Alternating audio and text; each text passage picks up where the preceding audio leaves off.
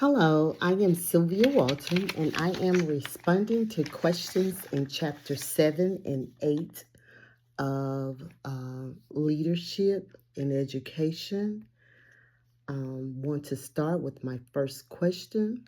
My first question is when it comes to needs assessments, there are four examples or four methods. And the method that I would prefer to use when it comes to needs assessments is in person interviews. I realize that there are telephone interviews that are really popular now, focus groups, surveys, but I tend to prefer in person interviews. I think it allows me to be more in tune with the person. I am a personable person and I like dealing with people and talking with people directly when it comes to certain issues. So, if I had to do one of those methods, of course, in person interviews would be the one that would uh, best fit my profile. Um, Number two, an elevator speech. Um, I have to give a speech sharing the good news about um, the school in which I work, which is Live Oak Elementary School. And when it comes to me sharing good news about Live Oak Elementary School, um, I want to first say I am on the fourth grade team. We collaborate, we talk, we plan, we come together to see what is best for our students. That's one aspect of good news. The second thing I'm going to say, our early literacy um, program received accolades from the district.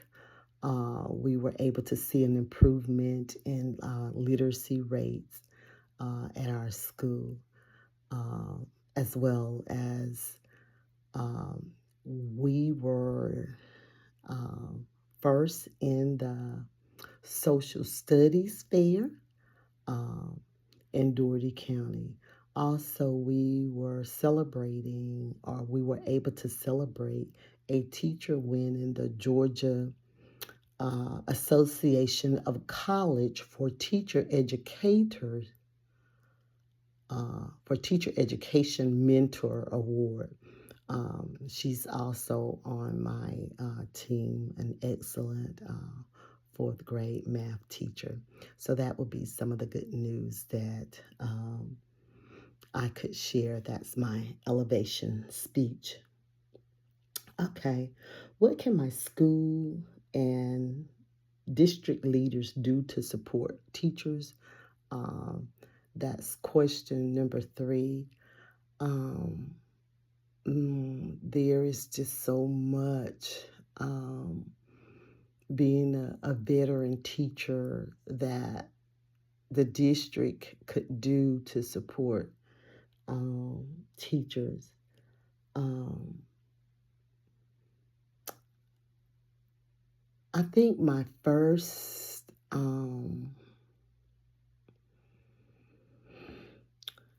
biggie would be allowing teachers to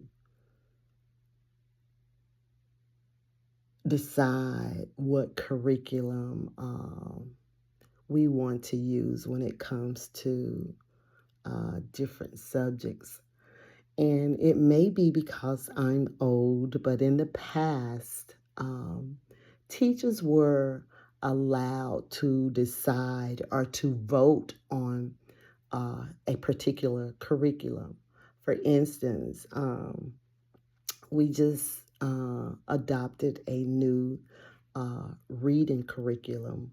Well, I'm not a reading teacher, but I sympathize with the reading teachers because they're having to learn a new program that was just purchased by the district. They were not trained, they were not giving an opportunity to evaluate the curriculum to see if that will work for them and their students.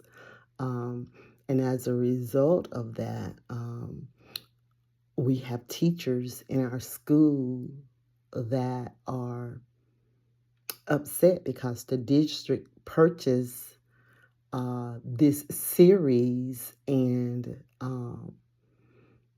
it does not align with the standards. And so they are having to do double work to ensure that the students are receiving standard-based instruction. So that would be what I would love for district and leader support, a way for them to support teachers is to allow teachers the autonomy to choose and decide. We're the ones that are in the classroom. And right now, my district does not have a math, quote unquote, curriculum. Right now, we're just using information from the state Department of Education to teach our students math. And I really feel that we need that for our students. We need a curriculum. We need the practice books. We need the guided practice worksheets so that we're not just pulling from here and there. Basically, that's pretty much what we're doing, just pulling from here and there and piecing it together to make it a curriculum.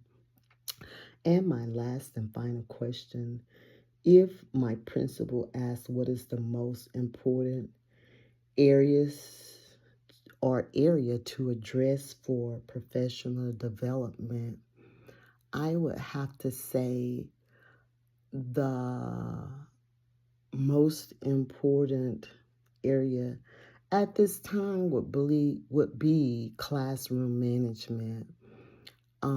We have a lot of students in our classrooms. First of all, we have 27 plus students in a class, and that's too many students. And I could really add that in with, tie that in with question number 3, but I'm going to stick to question number 4. Again, classroom management, that piece has become very difficult. They don't want to send students home.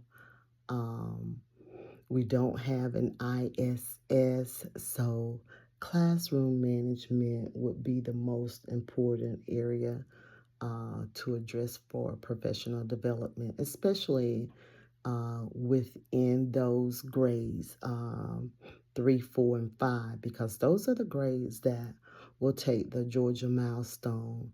And we have quite a bit of disruption, and needless to say, we go through the steps, we go through the process, but administration don't do their part.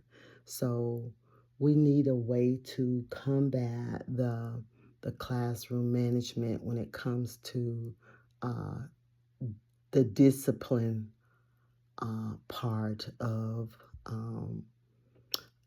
classroom management.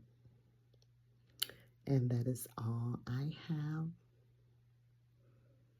Have a great evening.